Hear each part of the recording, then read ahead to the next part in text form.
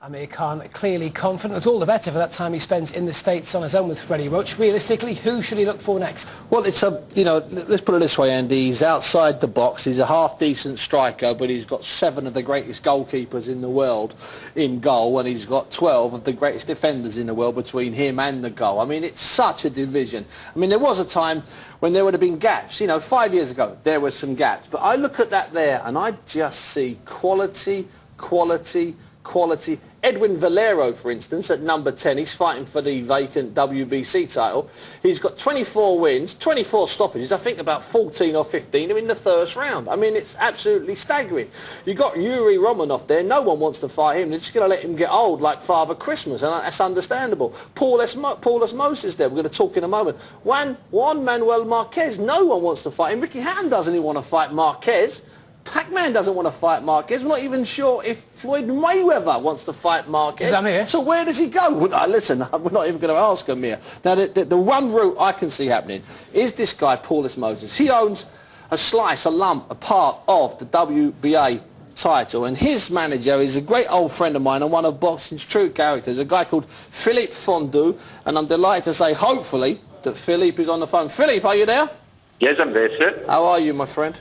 Very well, very well. Well, things couldn't be going much better because actually I'm controlling Paul Moses, who's the genuine WBA champion, and I've got Yuri Romanov going for, in principle, the IBF title, which he's got a pretty good chance to win.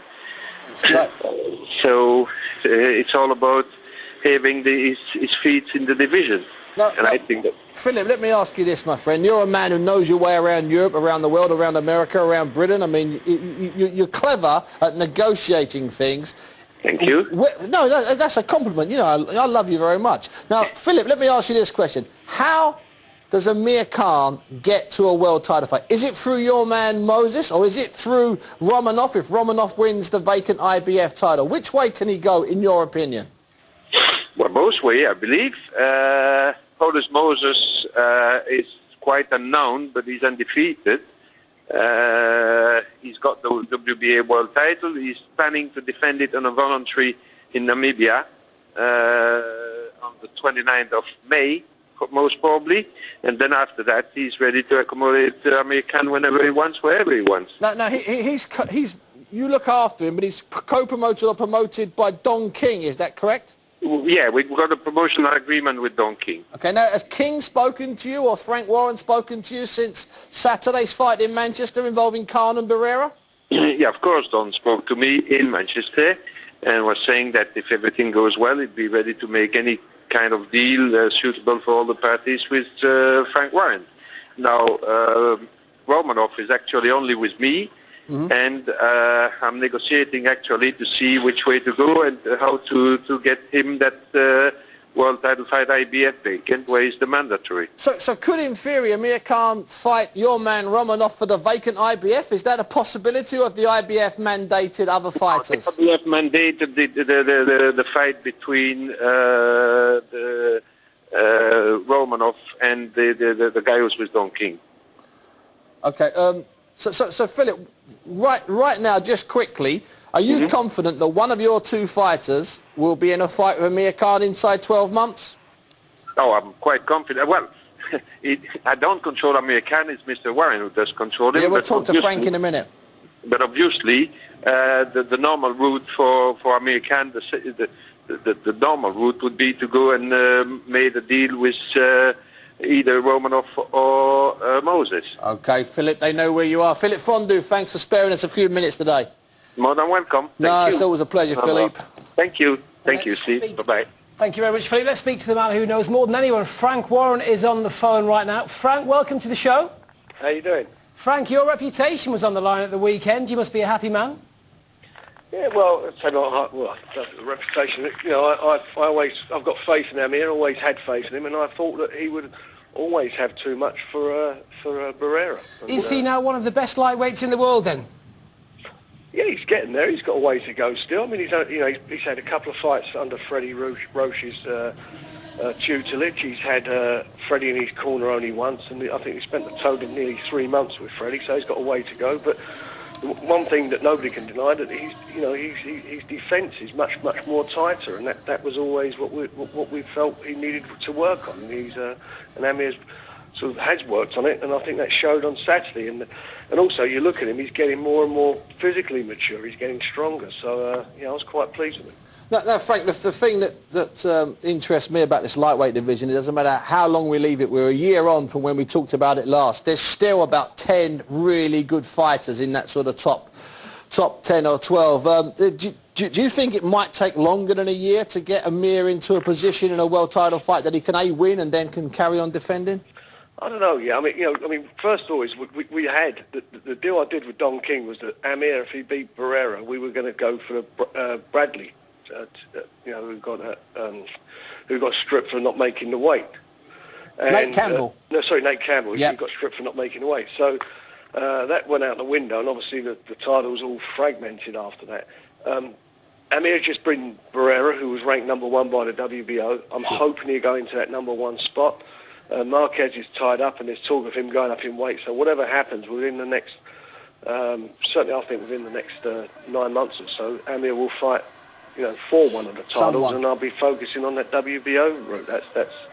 That's where I've got him in the #1 spot. If in the meantime another opportunity arises that we feel that we feel it's the right time for him, then obviously we'll look at that and go for it. Frank, did you say there that had Nate Campbell made the weight and had he beaten Funica, Amir would have been fighting Campbell next? Did you say that was something you discussed with Don? That's what we verbally agreed.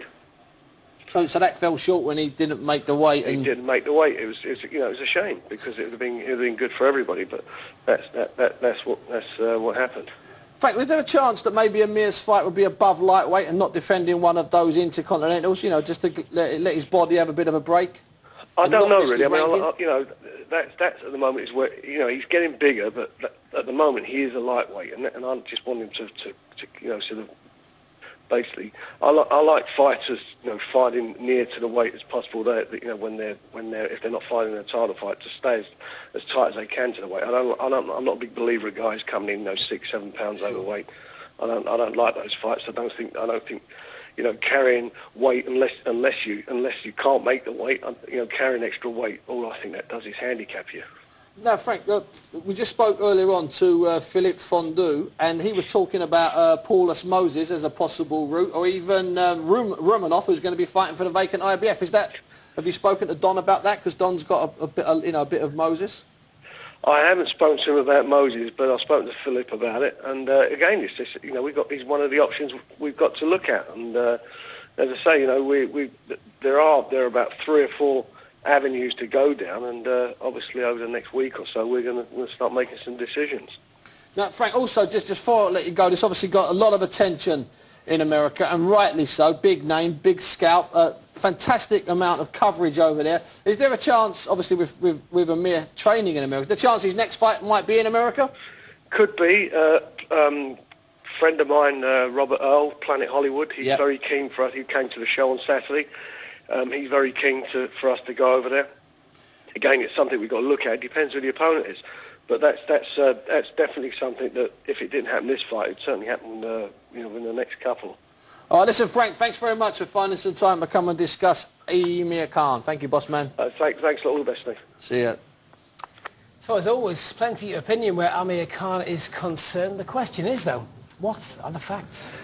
Well, let me start today's Bunce fact, if I can. Because let's get this absolutely right. I've never been an apologist for Amir Khan. If I thought that he's been poor, then I've said it. But when credit is due, I've also said it. And last Saturday, I was not sure about the result. Let's get that right. I believe Marco Antonio Barrera still had something. I was wrong. Okay, it was, in my opinion, a mature and thoughtful display. But don't get sidetracked by the age or the cut that needed 33 stitches. Imagine this. Barrera doesn't fight Khan, but fights Antonio DeMarco, okay? DeMarco destroys him in 5 rounds. We'd be going mad. Or Juan Diaz recovers from the Marquez beating by ruining Barrera. We would be going mad. Or David Diaz gets his head together after the Pac-Man KO by stopping Barrera. We would be going mad. You get the picture? There's a recurring theme here. Okay? Let's leave the kid alone. Okay, if he was an American, we'd be jumping up and down now. That is a fact. That's the Bunce fact for today, Andy.